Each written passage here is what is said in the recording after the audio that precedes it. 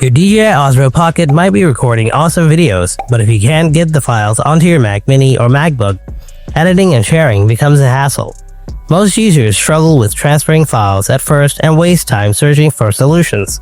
But in this video, I'll show you how to move your DJI Osmo files to your Mac. So let's get it done right now.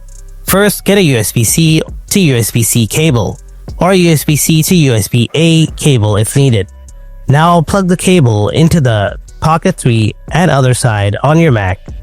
Then turn on your Pocket.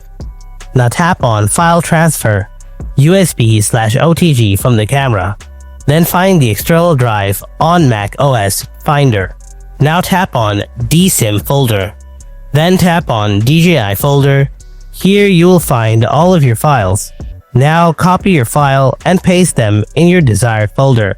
And that's it. This is the easiest way to transfer videos from your DJI Osmo Pocket camera to your Mac or MacBook. Hope you found this video helpful. If you did, thanks for watching. I'll see you in the next video. Until then, stay tuned and take care.